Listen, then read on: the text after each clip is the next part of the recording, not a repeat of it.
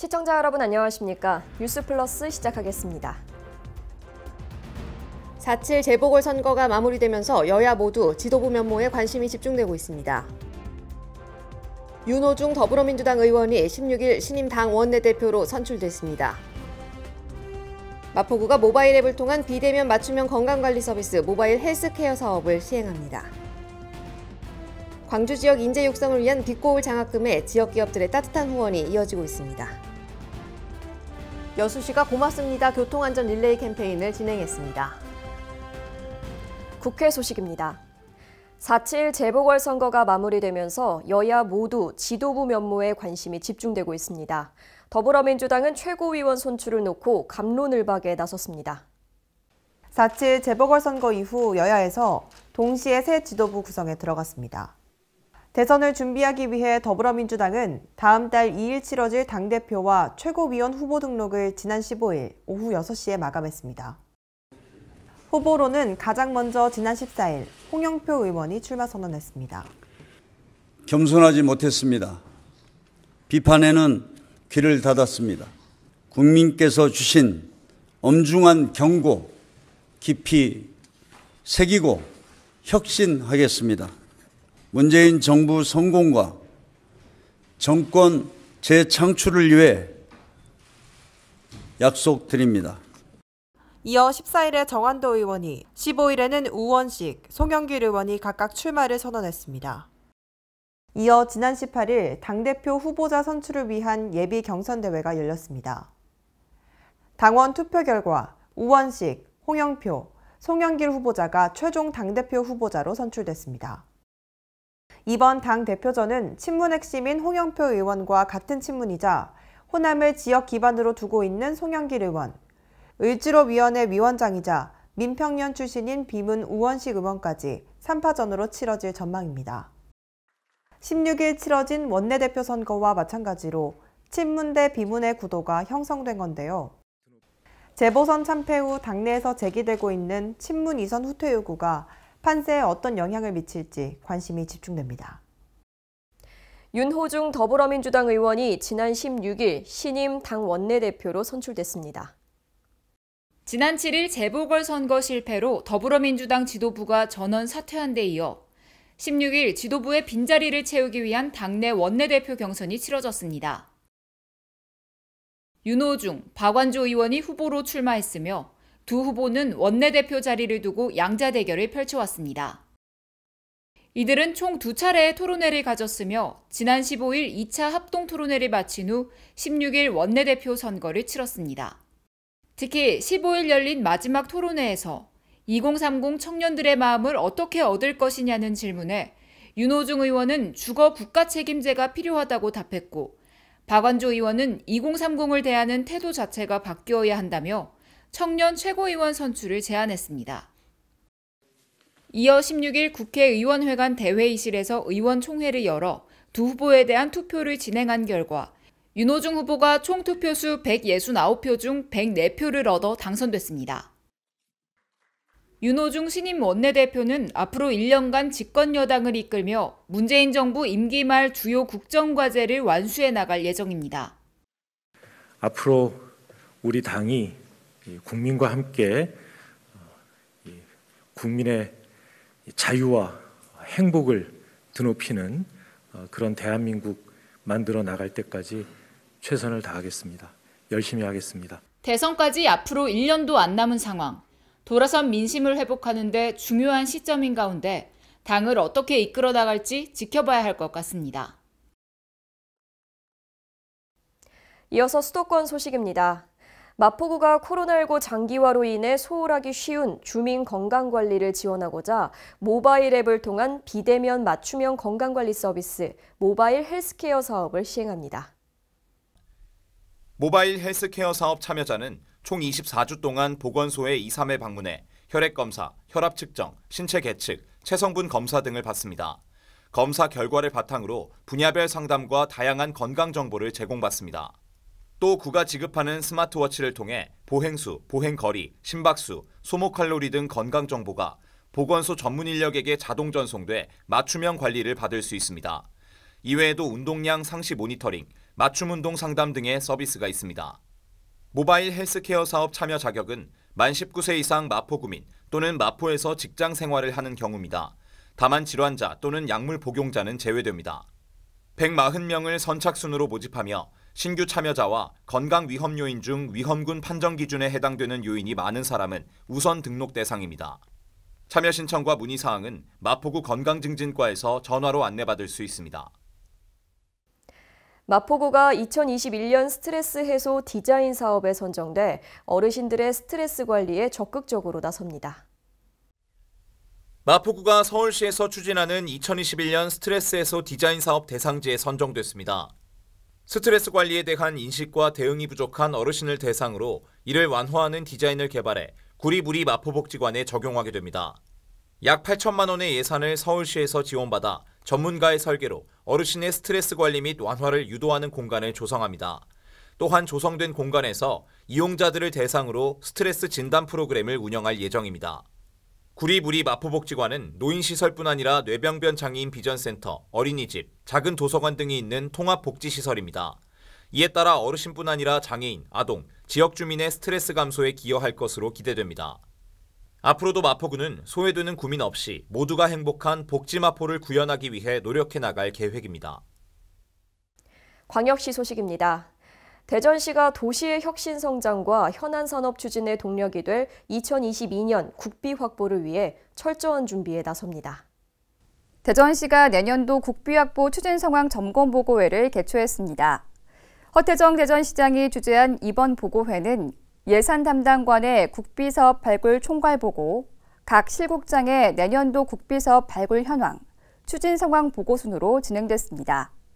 이날 보고회에 따르면 대전시가 2022년 추진하고자 하는 국비사업은 신규 발굴 국비사업 90건을 포함 모두 231건, 9,220억 원 규모입니다.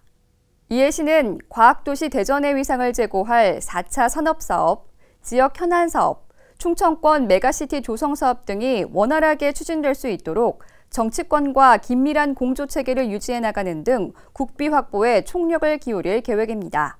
대전시가 지역 청년들에게 꼭 필요한 정보를 문자로 안내해주는 청년을 위한 문자 알림 서비스를 시작합니다. 대전시가 지역 청년들에게 각종 청년 정책과 행사 정보를 월 2회 제공하는 문자 알림 서비스를 시행합니다. 청년 정책 문자 알림 서비스는 청춘광장 홈페이지 회원 가입 후 청춘 인포 메뉴에서 신청 가능하며 기존 회원은 문자 서비스 신청 동의를 통해 문자 알림 서비스를 받을 수 있습니다. 시는 이번 문자 알림 서비스를 통해 대학생 학자금 대출 이자 지원, 청년내일 희망카드, 청년 창업 지원 카드 등 각종 청년 지원 정책을 알리고 대청넷, 청년 커뮤니티 활동, 청년 주간 등 지역 청년들이 다양한 행사에 참여할 수 있도록 홍보할 계획입니다. 자세한 내용은 청춘광장 홈페이지를 참고하시기 바랍니다. 노사 상생 광주형 일자리의 첫 모델인 광주 글로벌 모터스가 5일부터 시험 생산에 돌입했습니다. 차체, 도장, 조립 공장으로 구성된 광주 글로벌 모터스 생산 공장은 5일 차체 공장 시험 생산을 시작으로 순차 가동해 실제로 판매할 차량과 동일 과정을 거쳐 생산하고 성능과 품질을 점검하게 됩니다. 광주 글로벌 모터스 시험 생산은 지난 2019년 12월 착공한 이후 1년 4개월 만에 가동된 것이며 본격적인 양산 체제에 돌입하는 9월까지 진행될 예정입니다. 시험 생산에서는 얼마나 완벽한 품질을 만들 수 있느냐가 중요하기 때문에 모든 임직원이 한마음 한뜻으로 똘똘 뭉쳐서 하자없는 완벽한 품질의 자동차를 만들 수 있도록 최선을 다하겠습니다. 한편 광주 글로벌 모터스는 시험 생산에 필요한 인력 500여 명을 채용했으며 향후 1,000여 명까지 고용 인력을 확대해 광주 지역의 일자리 창출에 기여할 것으로 전망됩니다. 광주 지역 인재 육성을 위한 빛고울 장학금에 지역 기업들의 따뜻한 후원이 이어지고 있습니다. 광주시는 지난 6일 광주광역시청 접견실에서 남경종합건설 주식회사 동아기술공사와의 장학금 기탁식을 개최했으며 두 기업은 각각 1,000만 원의 장학금을 기탁했습니다. 남경종합건설 주식회사는 지난 2004년부터 올해까지 4회에 걸쳐 3,300만 원의 장학금을 후원했으며 주식회사 동아기술공사도 지난 2004년부터 8회에 걸쳐 7,300만 원의 장학금을 기탁하며 나눔의 손길을 이어왔습니다. 지역 인재들을 육성하고 좀 어려움이 있다든가 정말 우수한 학생들을 더 많이 배출할 수 있게 하는데 조금이나마 그 도움이 되고자 그렇게 장학 사업을 조금씩 하고 있습니다. 기탁받은 장학금은 1981년 무등장학회로 시작한 빛고울 장학재단을 통해 생활 형편이 어렵거나 우수한 지역 인재들에게 지원될 예정입니다. 한편 빛고울 장학재단은 지난해 258명의 중고 대학생들에게 장학금 2억 4,700만 원을 지급했습니다. 강원도 소식입니다. 평창군과 국립강릉원주대학교는 지난 4월 8일 강원도 최초로 평화도시 평창 정원사 양성교육 추진 업무 협약식을 가졌습니다. 이번 협약으로 평창군은 국립강릉원주대 생명과학대학 환경조경학과의 협력을 통해 평화도시 평창 정원사 양성 운영을 효율적, 체계적으로 추진할 수 있을 것으로 기대하고 있습니다. 평창군은 정원사 양성과 필요한 경비를 지원하고 국립강릉원주대는 정원에 대한 지식 및 실습에 필요한 인력을 지원할 예정입니다. 지난 3월 중 이번 양성과정 신청자 모집을 진행했으며 그 결과 60명이 넘는 지원자가 몰려 추첨을 통해 최종 선발 인원 20명을 확정했습니다. 최근 코로나 확산세로 개강을 못하고 있지만 향후 코로나19 확산이 안정 국면에 접어들면 개강해 10주간의 교육이 이뤄질 계획입니다. 횡성군이 횡성형 청년 일자리 지원 사업의 추진으로 1년 만에 청년 근로자 40여 명이 전입하는 성과를 거둔 것으로 나타났습니다. 횡성형 청년 일자리 지원 사업은 과거 3년간 횡성군의 주민등록을 등재한 사실이 없는 만 18세 이상 55세 이하 근로자로 3개월 이상 정규직으로 재직하며 횡성군으로 전입할 경우 월 20만 원씩 최대 5년간 지원합니다. 또한 전입근로수당 대상으로 선정된 청년 등 근로자의 가족이 동반 전입할 경우에는 정착지원금 30만 원이 추가 지원됩니다.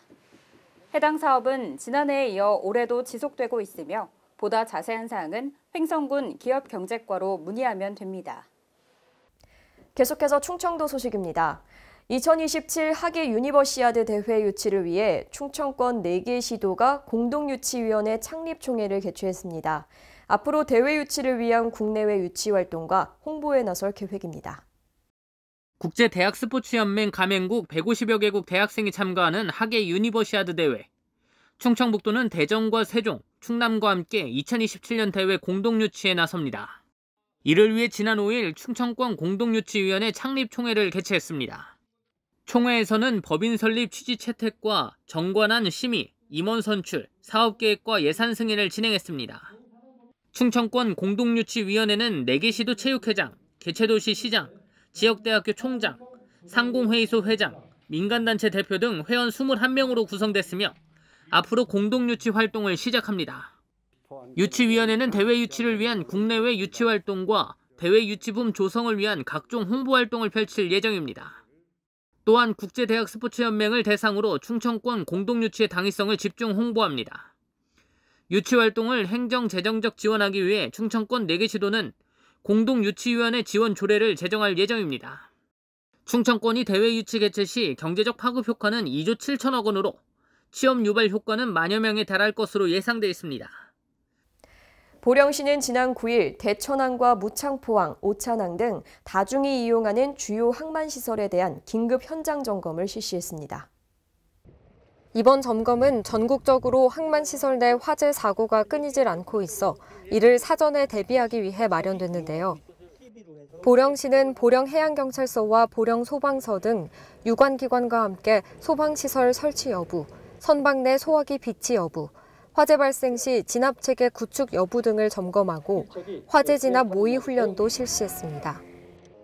이와 함께 소방시설 추가 설치, 물량장 출입 통제 장치와 부잔교 추가 설치 사업 등을 지속 추진할 계획입니다.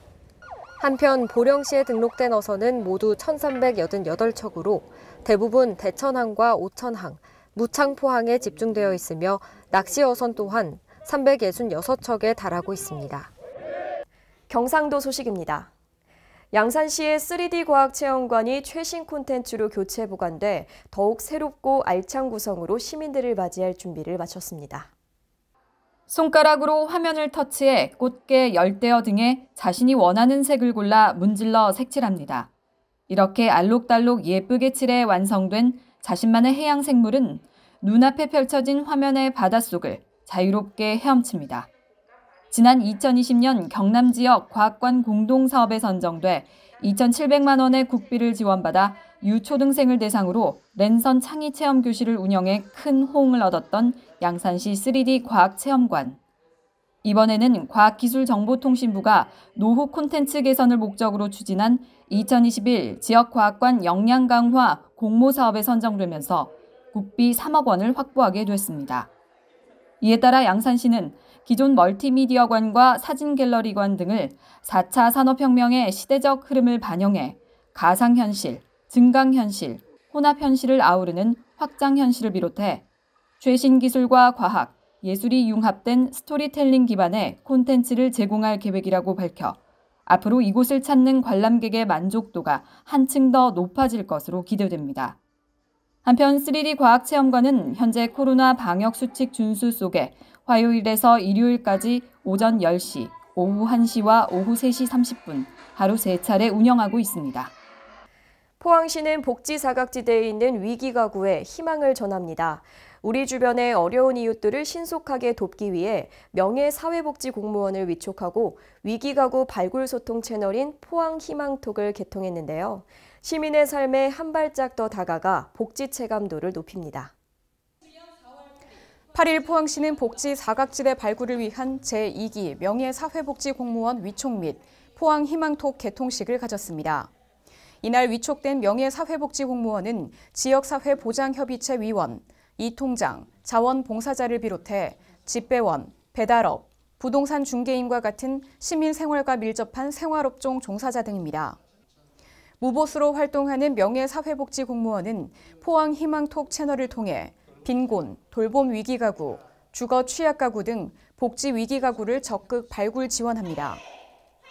포항희망톡은 복지 사각지대를 발굴하기 위한 모바일 메신저 신고 채널로 위기가구 선제 발굴을 위한 소통 창구 역할을 합니다.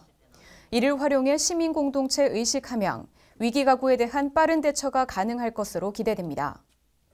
아울러 포항시는 복지 안전망 강화를 위해 복지시설 종사자, 자원봉사센터 및 단체, 관련 학과 대학생 등 다양한 분야의 명예사회복지 공무원을 모집해 연내 1,300명까지 확대합니다. 이를 통해 인적 사회 안전망을 구축하고 감동복지를 실현하며 행복도시 포항으로 거듭난다는 방침입니다. 계속해서 전라도 소식입니다. 여수시가 안전속도 5030 본격 시행을 앞두고 부영 3단지 사거리에서 고맙습니다 교통안전 릴레이 캠페인을 진행했습니다. 이번 행사는 올바른 교통안전 문화 조성을 위해 안전속도 5030과 5대 불법 주정차 금지에 대한 관련 사항들을 보행자와 정차 중인 운전자에게 홍보했습니다. 안전속도 5030 정책은 주거, 상업, 공업지역 내 넓은 도로에서는 시속 50km로 주행하고 주택가 이면 도로와 어린이 보호구역 등 보행자 안전이 강조되는 도로에서는 시속 30km로 제한하는 제도입니다. 전주시 팔복동 자동차 서비스 센터 신축 공장에서 지정 폐기물을 재생토와 섞어 반출했다는 의혹이 제기돼 논란이 되고 있습니다. 자세한 내용 강석훈 기자가 취재했습니다. 전북 전주시 팔복동에 위치한 자동차 서비스 센터 신축 공사 현장.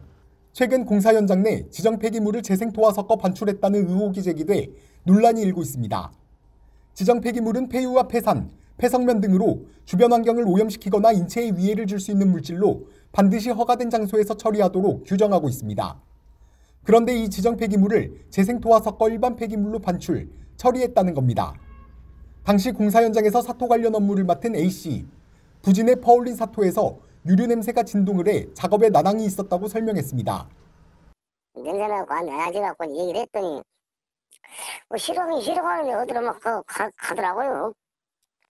제가 바다가 냄새 난다고 아파하고 땀내 가서 아파하고 그러니까. 공사 현장 관계자도 지정 폐기물을 재생토와 섞기 위해 운반한 걸 목격했다고 말했습니다.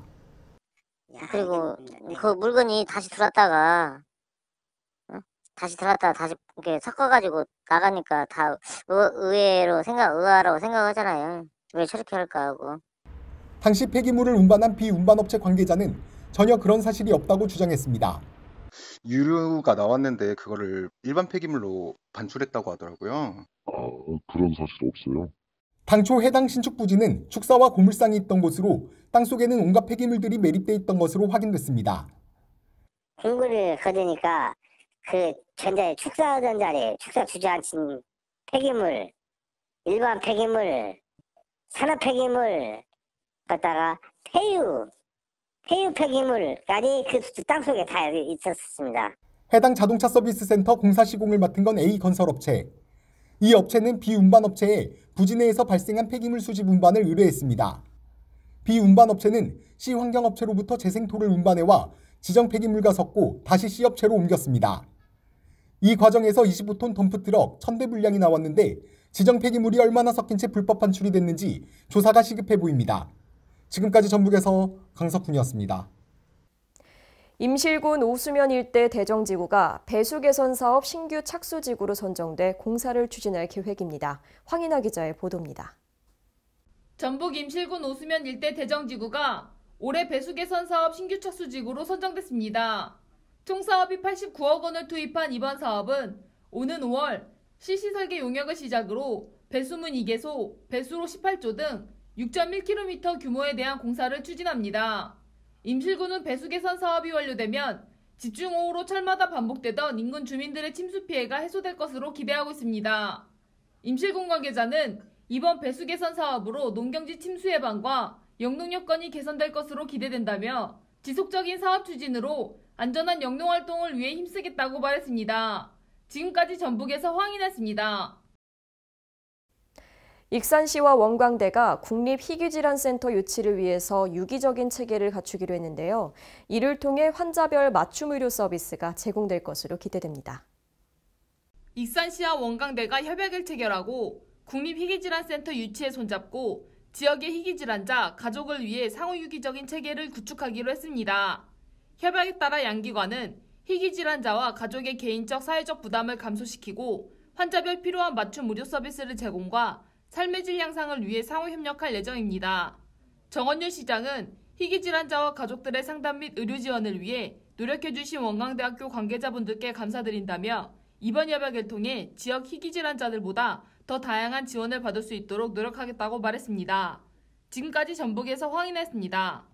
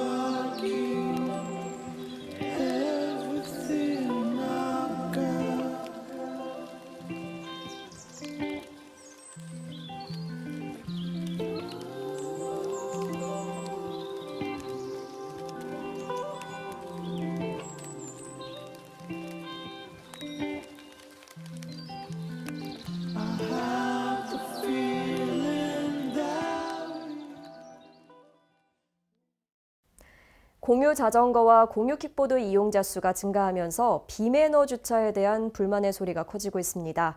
통행에 방해되지 않는 매너 주차는 공유 모빌리티 서비스를 더욱 성장시킬 수 있습니다. 이상 뉴스플러스 마칩니다. 시청해주신 여러분 고맙습니다.